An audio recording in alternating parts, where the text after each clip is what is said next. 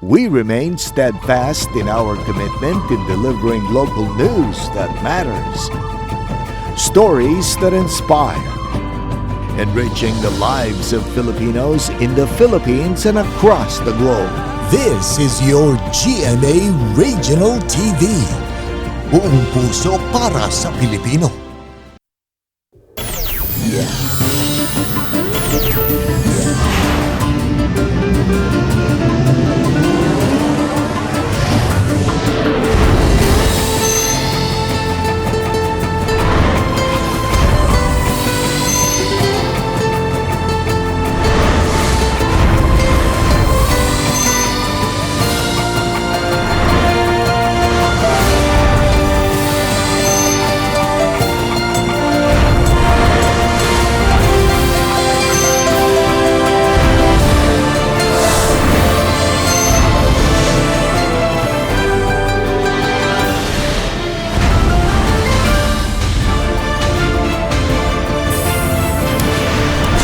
Kini ang GMA Regional TV Balitang Bisdak.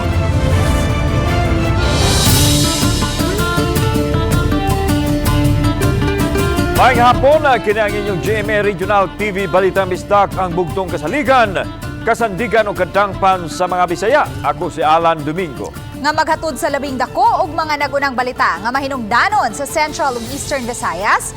Ako si Luan Merondina. Live din sa GMA Complex sa Dakbayan sa Sugbo. Ako si Cecil Kibod Castro.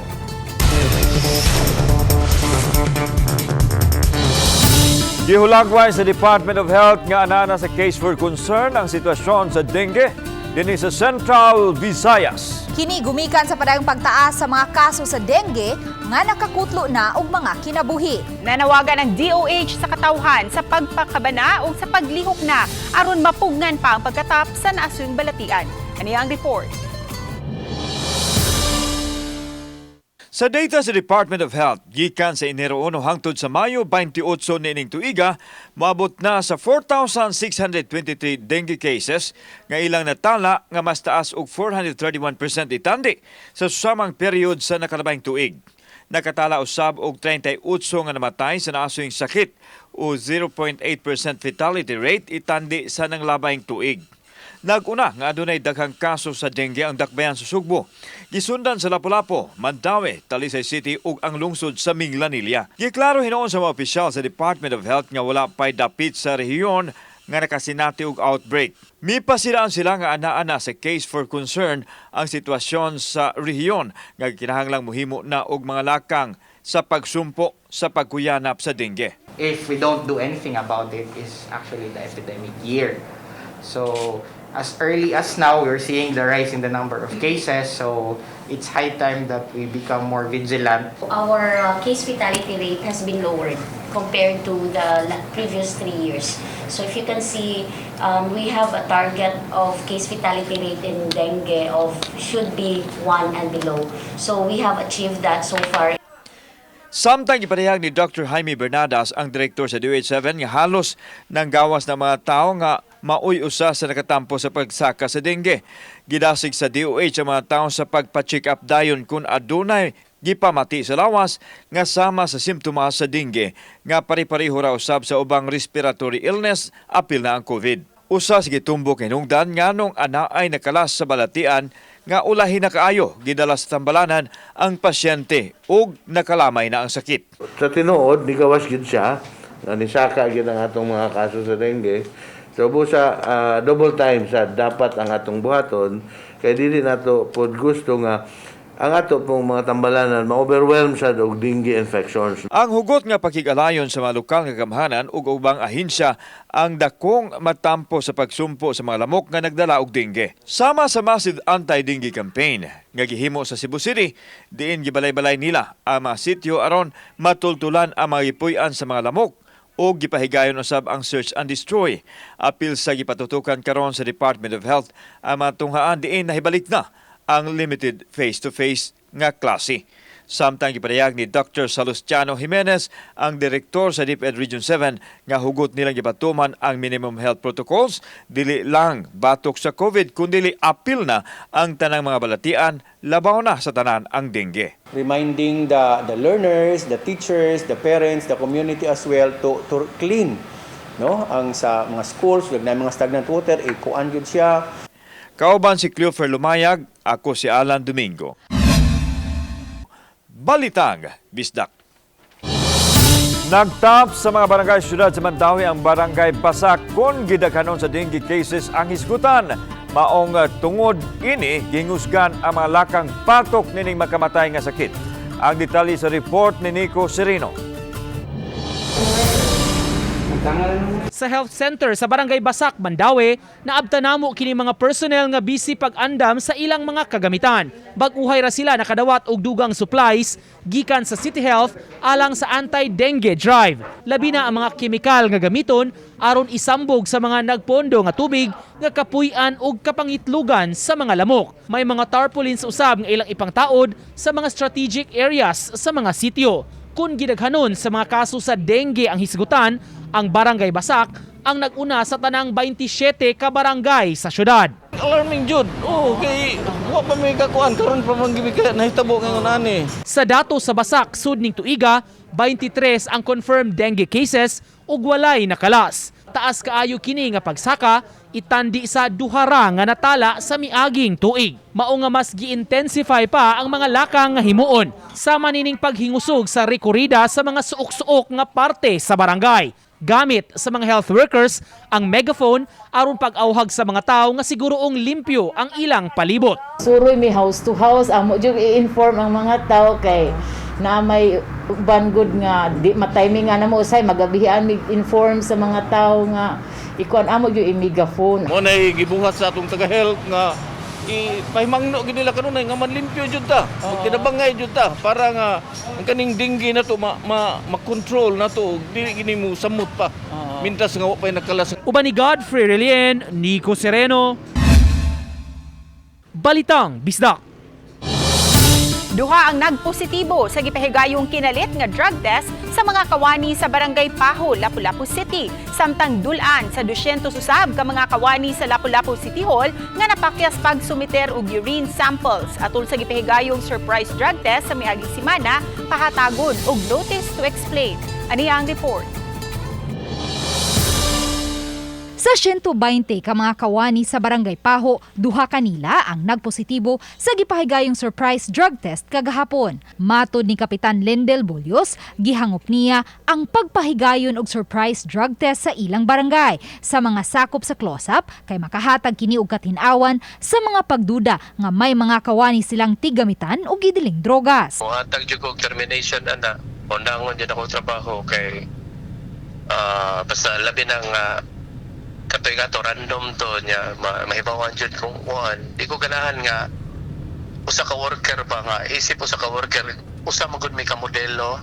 Samtang gipahibaw ni Gary Lau, Executive Director sa City of Lapu-Lapu Office for Substance Abuse and Prevention kun close-up nga padayon ng ilang monitoring sa upat ka mga kawani sa City Hall nga nagpositibo sa surprise drug test niadtong miaging semana.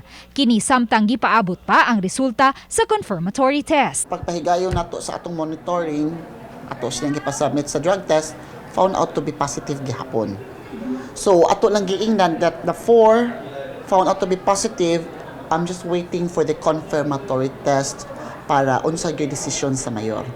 Sa pikas bahin, gipahinumduman ni Attorney Danilo Almendras, City Administrator, ang mga kawani sa City Hall nga napakyas paghatag sa ilang urine samples dihang gipahigayon ang surprise drug test ni atong Hunyo 1. Base sa attendance sheet ni atong adlaw, may 192 ka mga kawani sa City Hall ang present apan wa kini may paubos sa surprise drug test. Subay niini, mopagawas og memorandum ang City Administrator aron patubagon ang naasoyng mga kawani. Asking them to explain within 3 days why no disciplinary action shall be taken against them for failing to submit to a drug test.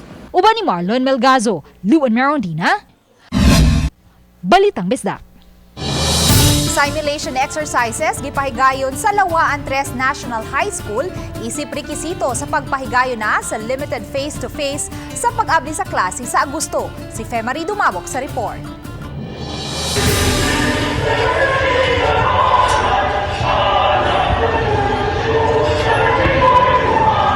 Sama sa ubang mga tunghaan, gisugdan ang klase sa pagkanta sa National Anthem.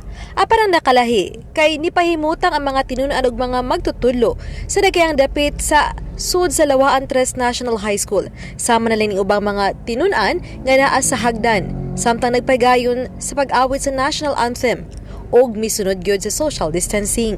May mga Girl Scouts nga gabantay sa gawa sa tunghaan aron mosinya sa mga tao ug sa mga sakinan nga muhunong samtang giawit pa ang nasudnong awit. Upat lang ka mga classroom ang ilang gigamit sa simulation. May lawak alang sa computer laboratory nga nagsilbi usab nilang principal office ug faculty room. Dili usab magamit ang mga classroom sa ikatulong andana kay hangtod karon wa pa kini maayom-ayom human magusbat sa bagyong Odette. Sa iyang pamahayag, gilagway ni Merlin Gonzalez, principal sa Lawaan 3 National High School, nga usa ka dakong hagit alang kanila ang pagpahigayon sa limited face-to-face classes. Kinahanglan, mopasar kita sa validation for you to avail the face-to-face classes. Iyang gipasabot nga rekisito kini aron makapahigayon na ang tunghaan alang sa 100% nga face-to-face classes sa pagsugod na sa klase sa sunod school year. May mga 20 lang ka estudyante nga motambong sa limited face-to-face classes nga mosumada og 5 ka oras matag semana. Ang atong classrooms karon limitado kay affected man ta sa bagyo nga Odette. Sa ato pa katong third floor ba? Ang third floor nato kay ni collapse man gyud ang ceiling didto. Di danger. Gawa sa pagbansay sa social distancing, may mga hugasan usab sa mga kamot, din adto manghunaw ang mga tinunan, lakip na usab ang mga magtutudlo. Uban ni Jun Solon. Ako si Femari Dumabok. Balitang Bistak. Mipahimangno ang Department of Health sa pagmatngon sa pagkaon ng mga pagkaon nga daling madaot nga mosangpot sa pagkahilo o food poisoning. Sama na lang sa natala nilang 8 ka mga kaso sa food poisoning sa mga nikaon og litson sulod lang sa buwan sa Mayo. Gayong nahitabo kini sa panaglahing dapit ug panahon sa rehiyon. Kung mag-andam kuno og litson dili kuno kinamoton o karawon aron malikayan ang kontaminasyon. Ang mga salin paksiwon ay hakanon ug kadto mabiktima sa pagkahilo gikinahanglan dad-on sa tambalanan aron malikayan ang dehydration gumikan sa kalibang ug pagsuka-suka. Usa na lang ang COVID-19 case nga na-admit karon sa Lapu-Lapu City Hospital. Apan puno-puno sa daghang pasyente ang maong tambalanan. Mato ni Dr. Debra Custodio, anaalang sa 100 ang capacity sa tambalanan, apan ang pasyente sa pagkakaron moabot na sa 120. Hinuon mas minus kini itandi ni adtong pag-igo sa Delta variant nga miabot gayud sa 180 ang mga nadangat sa tambalanan. Sa pagkakaron, sagad sa mga nadangat sa ospital, may gihambing nga cardiovascular disease, respiratory disease ug dengue. Mantra man jud sa hospital no is dili jud mo palibad og patient, and then basta wala price lang jud ang patient ug ang family nga in any situation, but what we can assure jud is we are really doing what we can no para ma-maximize jud ang ato ang mga resources. So mao po natong gipangayo po sa ato ang local government. Samtang sa ARC Hospital, 60% na usab nga puno ang mga hospital beds sa tambalanan. Na-discharge na ang katapusang COVID-19 patient. Apan sagad sa mga na-admit karon sa maong tambalanan, naghambing og cardiovascular disease, respiratory disease ug dengue.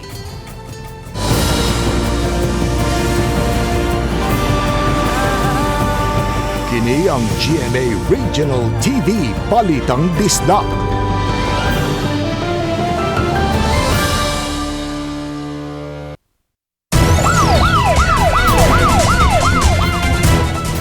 Banay Corilla na nawagan og hustisya sa kamatayon sa 32 anyos nga si Stephen kinsa gikatahong gilamoy sa pulverizer machine sa gitrabahoan niining food and beverage factory sa Dakbayan sa Mandaue nga misangpot sa iyang kamatayon. Aniya ang report. Kasamtangan karong gihaya sa ilang panimay sa sewage pusok Lapu-Lapu City ang patayng lawa sa 32 anyos nga si Stephen Corilla. Matod sa iyang inahan, 2 ka semana pa lang nagtrabaho si Stephen sa maong food and beverage factory ug nadistino siya sa packaging section. Apan gikatahong gisugo siya sa usa sa iyang mga kauban pagpatrapo sa pulverizer machine. Dihang nahitabo kini. Suma lang sa nahibaw-an namo ba nga nakasulti diri namo.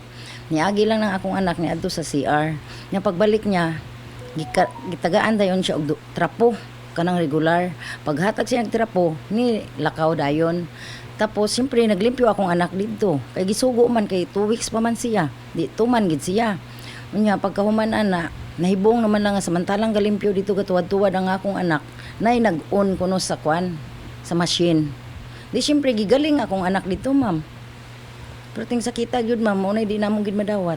Matod siyang uyuan, kun aduna palang untay safety measures nga gipatuman ang naasoing factory sama sa pagbutang og safety officer, malikayan unta ang maong hitabo.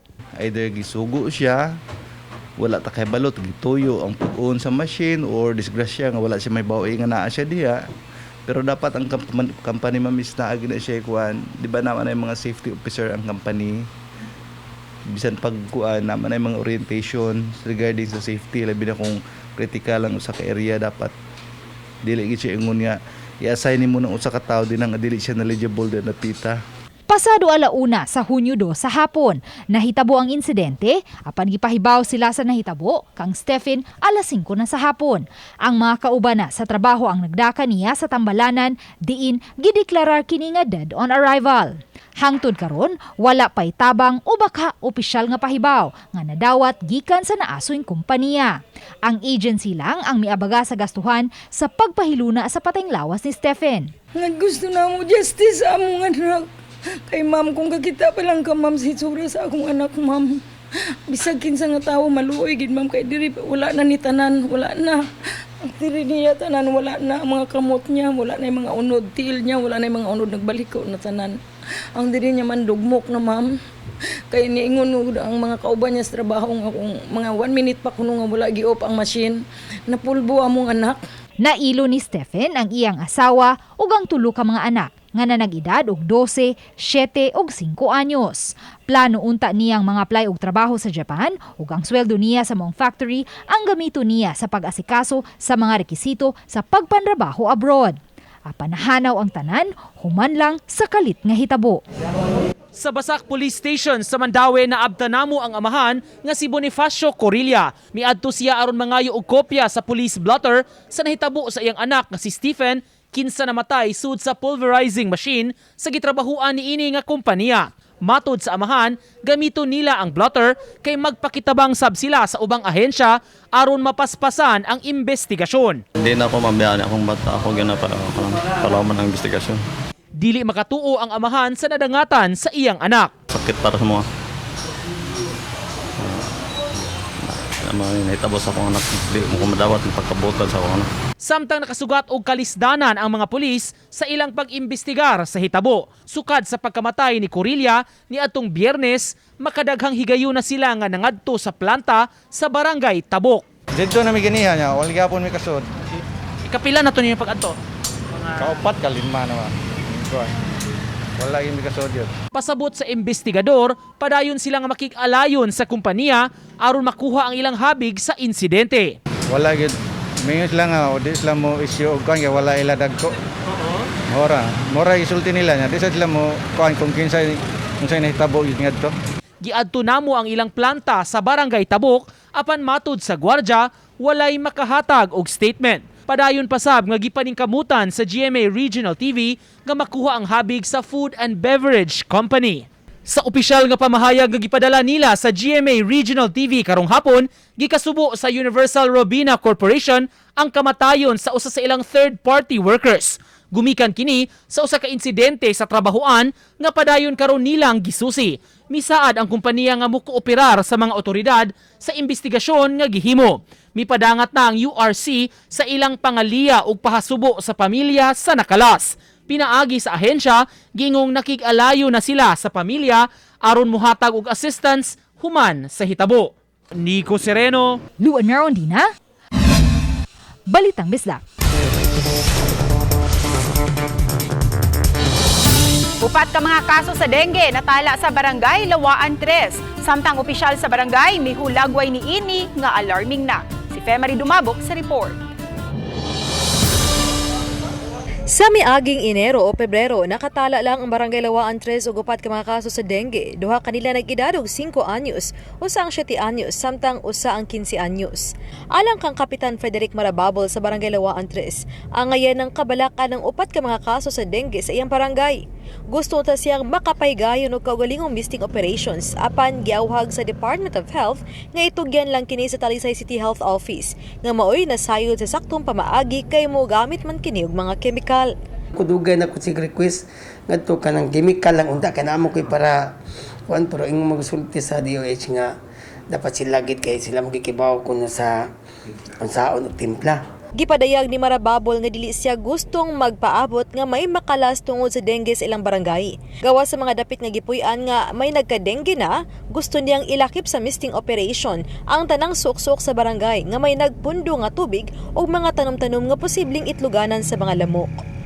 Ako mamistingan kay duda ko ang kaning lamok na agi ni diri sa Lawaan 3 pa. Ya, di lang siya kung mapaabot siguro nga mapunan eh. Ganiha untang buntag, gitakda na ni Talisay City Health Officer Dr. Lino Alanzado ang pagpahigayon sa misting operations apan adunay gamayng kakulian. Sa text message, gipahibaw ni Alanzado sa GMAR TV Balitang Bisdak nga ischedule ra nila ang pagpahigayon og misting operations sa Barangay Lawaan 3 sa labing daling panahon. Uban ni Jun Solon. Ako si Femari Dumabok. Balitang Bisdak. Padayon ang roadside clearing operation sa Mandawi City. Pagsiguro nga walay obstruction sa kadalanan, ingon man sa mga sidewalks nga agianan sa mga tao. Ang report ni Nico Sereno. Gipang badlong sa mga personnel sa Mandawi City Enforcement Unit kun masayo kining mga delivery riders. Sa highway sa JP Rizal, naatlan ug naagian sila kaganiha sa mga personnel uban ang enforcer sa team. Matod sa ilang labaw, ang mga motorsiklo nakababag sa sidewalk nga mo'y agianan unta sa mga tao. Labi na kay national highway ni siya, so bawal gyud atong kuan. So amo sa tigaan og wag ipaybaw nga bawal, and then kung biyaan kanila ang motor within 5 minutes wala gani among tikitan. Wala hinon gipang dakop ang mga drivers, inay gihatagan lang sila og pipila ka minutos aron mabalhin ang ilang mga motorsiklo. Mituman man sab ang mga riders. Sa unahang mga lugar, ubay-ubay pa ang nabadlungan aron dili hingpit nga maisyuhan og citation ticket. Amo nga sa Masiyo nga pagpatabang sa paglimpyo sa ilang lugar nga sa road at side clearing na. So amos lang tabangan. May pipila na ka mga lugar nga giilang discipline zone sa Mandawi City aron pagsigurong natuman ang tanang palisiya, labi na ang clearing sa kadalanan ug sidewalk. Naglakip sa discipline zone ang barangay Mantuyong, Ibabaw, Alang-alang, Sentro ug Gizo. Uban ni Godfrey Relien, Nico Sereno. Balitang Bisdak. Barangay Lawaan 3 sa Dakbayan sa Talisay nakatala og duha ka mga kaso sa COVID-19 sa ilang barangay. Apan gipahibaw ni Kapitan Frederick Marababol sa Barangay Lawaan 3 nga nangaayo na karon ang duha ka mga katagi barangay nga nataptan sa COVID-19. Daghan na usab sa iyang katagi barangay nga nabakunahan na batok sa COVID-19. Napasabot na usab nila ang kaimportante sa bakuna sa COVID-19 tungod niini daghan na ang nagpabakuna nga taga Barangay Lawaan 3. Naiduha diri, murag na okay naman. O murag mga third week masagot sa May, murag third week sa May diri. Pero di naman kay ubay naman sad kaayo ang kanang nakuha na nato na baksinan. Ting-ulan na, busa padayon ang pagtutok sa dakbayan sa Sugbo sa flood control program nga gigahinan og multi-million peso nga pondo sa pagpaluag sa kasapaan. Aniya ang report. Admitido ang chairman sa flood control program sa Dakbayan Sugbo, Konsel Jerry Guardo, nga problema gyapon sa Cebu City ang pagbaha. Busa padayon ang ilahang paghingusog nga mapatuman ang drainage master plan. Apil nini ang pagpaluag sa kasapaan sa pagpahigayon og clearing sa may sektora nga nakasakop na sa agianan sa tubig. doon na pondo nga gigahin alang sa nasong programa. Doon na tayo ongoing 100 million nga flood control project. Tipadilla. Yes, so boundary sa Dayas Antehe Tipadilla, kabantay ka na kilig sa Gaisano Tipadilla, doon na sa tayo ongoing karon nga 50 million nga flood control project. Likewise, diri sa South sa Kinalong Tagunol, doon na tayo 100 million. Inayawan dito sa Bulacau River, there's another 100 million.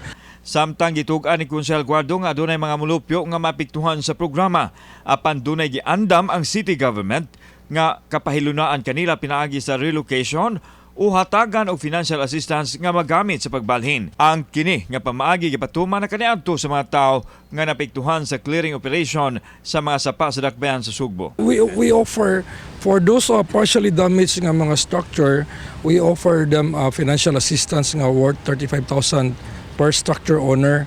Onya for those totally damaged nga structure, atong gi-offer na relocation site. Kauban si John Solon, ako si Alan Domingo. Balitang Bisdak. Sagad sa mga negosyo sa dakbayan sa Talisay, mga gagmay o kalipkadong makapangayo sa wage board o exemption aron dili makapatuman sa 31 pesos nga usbaw sa suhulan sugod sa Hunyo 14. Si Femari Dumabok sa report.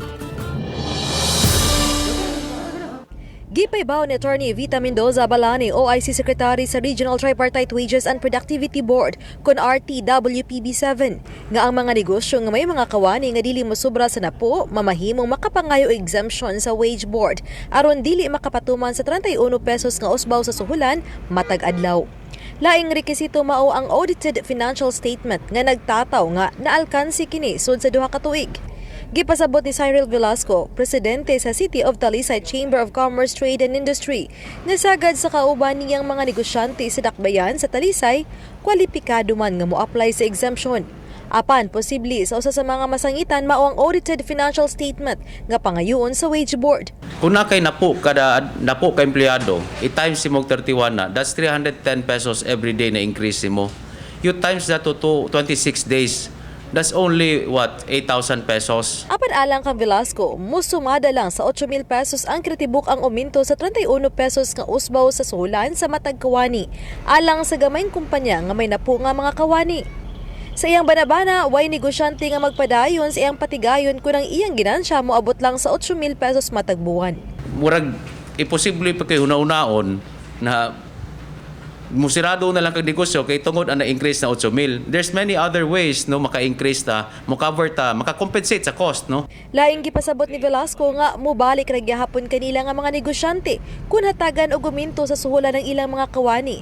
Kay musaka usab ang ilang buying power ug kun mahitabo kini, mabalik ra gyapon ang kita ngadto sa mga negosyante. Oba ni John Solon, ako si Femari Dumabok. Balitang Bisdak. Gisugda na pagtaod ang bagong mga bandila sa nasod sa kadalanan sa dakbayan sa Mandaue. Alang kini sa umaabot nga kasaulugan sa Philippine Independence Day sa Hunyo 12. Makita kini sa mga flagpole palibot sa City Hall grounds. Ingon man sa mga lampos haduol sa simbahan. Gawas niini gipamutangan usab og bandila ang mga poste sa United Nations Avenue padung sa ikaduhang taytayan. Gihimo ang pagpanaod atol sa kasaulugan sa Philippine Flag Day. Ug mulungtad paingon na sa paghandom sa adlaw sa kaugalingnan. Gipasalig sa mga opisyal sa Cebu Police Provincial Office nga abagan ang pamilya sa namatayng pulis sa lungsod sa Konsolasyon. Si Police Staff Sergeant Kirby Alinsog napusilan patay sa usa ka subject sa gipahigayon niyang verification o case build-up mahitungod sa illegal drugs sa barangay Kasili ni adtong Domingo sa gabii. Mato ni Police Colonel Engelbert Soriano, ang direktor sa CPPO nga hatagan og financial assistance ang pamilya sa pulis. Samtang naka-half-mast usab ang bandila atubangan sa CPPO isip pagpakita sa ilang kasub-anan sa kamatayon sa ilang kauban. Nasayran nga namatay usab si Rinaldo Idel alias Tatsky, ang lalaking nakapusil patay kang alinsog atol sa hot pursuit operation. Natultulan siya sa Joint Forces sa PNP kagahapon diha sa sitio Tarcom, Upper Laguerta, Barangay Lahog, human siya misukol sa mga otoridad. Aside sa kanya regular benefit, bilang membro, active na member ng Philippine National Police, ay meron din po kami dito na in-house na benefit. Later on, bibigyan namin siya ng 1,000 pesos. Ito po ay galing sa bawat membro ng Cebu Police Prudential Office.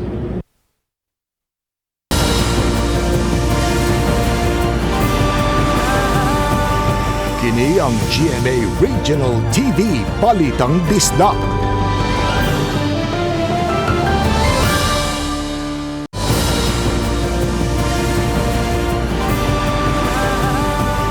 Kini ang GMA Regional TV Balitang Bisdak. Hapit na makapon sa Department of Education ang target nga 100% nga mapatuman ang face-to-face classes dinhi sa Central Visayas. Kinitaliwa pa man sa mga hagit nga giatubang sa mga eskwelahan sa paggusbat sa kalamidad. Ani ang report.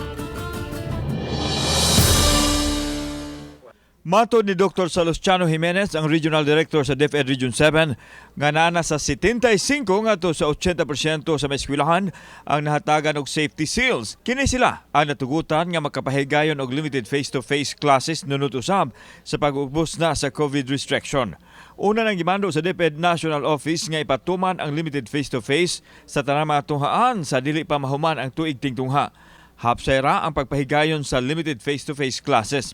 Out of 4,000 plus schools, na kabat na sa 3,653 ang mga eskwelahan nga itong natagaan og safety seals, including the private schools, ana nga number na. So it's around mga 75% to 80% already of all schools all throughout Central Visayas been implementing the progressive expansion of limited face-to-face. Samtang malaumon ang direktor nga mabalik na ang face-to-face sa mga tunghaan bisan kun aduna pay mga classrooms nga wa pa maayo human gigusbat sa bagyong Odette. Mihatag na ugahin ang DepEd Central Office alang sa pagpaayo sa mga nagusbat nga tunghaan. Apan admitido si Dr. Jimenez nga dili kaigo ang pundo gikan sa Central Office busa nang hinaot sila nga maaksyonan usab sa DPWH ang pagtukod sa mga tunghaan. Sa pagkakaroon, adunay mga nagpakabana nga pribadong sektor nga mitabang sa pag-ayom-ayom sa mga napektuhan sa bagyong Odette. Ang ato pong Central Office naghatag sa ato sa Region 7 na ay gigahin nga pundo mga for repairs alone mga 600 million aside from the 123 million for the damage nga mga SLMs or self-learning modules. Kauban si Cleofer Lumayag ug Rod Prado, ako si Alan Domingo. Balitang Bisdak. Limitado og dili kayo makalihok-lihok ang Lawaan 3 National High School tungod sa kagamay lang sa mga classroom nga ilang magamit. Tanang classroom sa ikatulong andana sa tunghaan apektado human magusbat ang atop niini tungod sa bagyong Odette. Gibana-bana ni Merlin Gonzalez, principal sa Lawaan 3 National High School, nga mukapin sa 1 milyon ka pesos ang pag-ayom-ayom sa naggusbat nga atop sa maong tunghaan. Lakip sa apektado ang mga classroom sa ikatulong andana. Matud ni Gonzalez, dili maabaga sa Special Education Fund ang pag-ili sa mga naguba tungod sa kadako sa gastuhan. Muabot lang sa 72,000 pesos ang ilang gahin sa maintenance and operating expenses matagbuan na dili usab nila mahimong gamiton alang niini. Hinuon giabaga sa Special Education Fund ang 170,000 pesos nga canopy aron dili mabasa ang hagdanan ug dili dayon tay-on. Bagahon usab sa DepEd ang pagpaayo niini. Dili pa pud kayas, dili enough ang money sa SEF nga oy gamiton para ma-repair ang babaw. Kwarta gyud sa DepEd.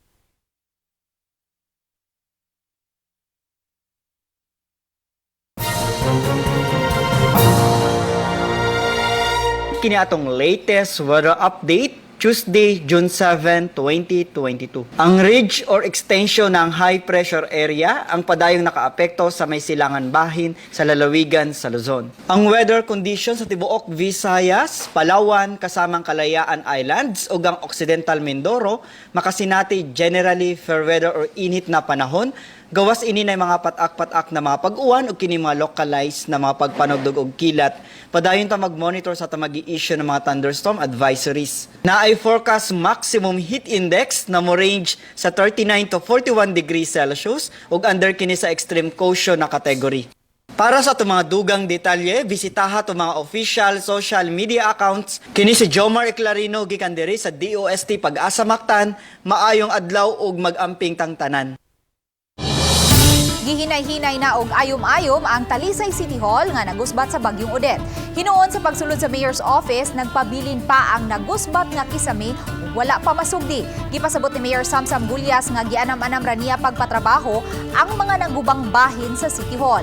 Dili usab niya gustong mogasto og dakong kantidad aron mapaayom-ayom dayon kini. Midugang siya nga makapahigayon og full repair ang dakbayan kung aduna may makuha nga dakong kantidad gikan sa Congressional Fund o kaha sa laluyan sa Subo. Yuna na to ang kisame, pero we have to take it one at a time because daghan pa kayo mga programa na angay sa natoy padayon sa city. Sa Lapu-Lapu City, tulo na lang ang nagpabiling abli sa mga regular vaccination sites batok sa COVID-19. Kinihuman na gipasirhan ang ubang madagkong vaccination sites o nagpahigayon na lang og pagpamakuna sa kada barangay. Mato ni Atty. James Saison, ang Deputy Head sa Local Vaccination Operation Center, katungod kay sagad sa mga eligible population fully vaccinated na. Ang pagpamakuna na lang sa mga nanag-edad og 5 ngadto 11 anyos ang ilang gitutukan. Sa pagkakaroon ng sports complex, auditorium ug Mactan Newtown na lang ang padayong operational. Gitun-an pa usab nila ang posibilidad sa mga health center matag barangay na lang himuon ang paghatag og booster dose.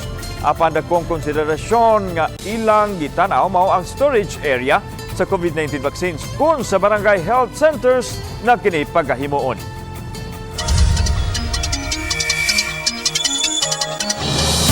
Subay sa kasaulugan sa ika-61 katuig nga Charter Day celebration sa Lapu-Lapu City karong June 17, mopahigayon ang dakbayan ug dakong bloodletting campaign.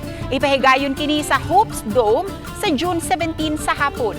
Target sa dakbayan nga makaaghat og 1,000 ka mga blood donors aron matubag ang panginahanglan sa supply sa dugo. Sa mga ginikanan o mga tinunan sa mga pribado o pampublikong tunghaan, aduna nay go signal ang Department of Education nga makapahigayon og physical graduation apan ubos sa mga kondisyon. Kung unsa kini atong Siron pinaagi ni ining report. Sa katapusang bahin sa buwan sa Hunyo ug unang semana sa Hulyo gikinakdang ipahigayon ang graduation o closing exercises labi na sa mga pampublikong tunghaan. Sumani Dr. Salustiano Jimenez, ang direktor sa DepEd 7, nga gihatagan na niya og gahom ang mga superintendents sa paghatag og permit sa mga tunghaan nga makapahigayon og linawas nga pagpaso sa graduation ceremony basta makasunod lang sa lagda. Sa public schools atong gihatagan ang mga superintendents og authority nga sila na mo imuhatag og permit sa mga schools labi na nga ang atong mga public schools hapit tanan-tanan na nanay safety seal. Samtang gidugang ni Jimenez nga ang mga rekisitos nga kinahanglan maong certification gikan sa mga tunghaan nga compliant sila sa protocol sa IATF ug DOH. Concurrence gikan sa LGU nga nagsuporta sa lakang nga mag-physical graduation ug labaw sa tanan, parent consent ug ang PDA resolution. Giklaro usab ni Jimenez nga dili pinugsanay ang pagtambong sa physical graduation kung kinsa lang ang gustong mutambong ug si kinsa ang dili. Mamahimo usab nga ipatuman ang blended graduation nga adunay physical ug aduna sa virtual. It's not compulsory. So purely voluntary still, voluntary pagyud gihapon ni Sir Alan nga ang mga ginikanan gusto sila nga ilang bata mo attend og physical nga graduation, so okay. Pero na po'y mga ginikanan nga dili sila gusto nga mo attend og physical graduation, so okay ra gihapon. Kauban si Cleofer Lumayag, ako si Alan Domingo. Balitang Bisdak. Patay na rin ang naugkat sa dagat ang 24 anyos nga lalaki sa seaport area sa barangay Maayong Tubig, lungsod sa Dawin, sa Negros Oriental kagahapon sa buntag. gituhuang nalumos si Nilo Alama Ulitaw, nga taga-barangay Bagakay sa Dawin, ug giingong may diferensya sa pangisip.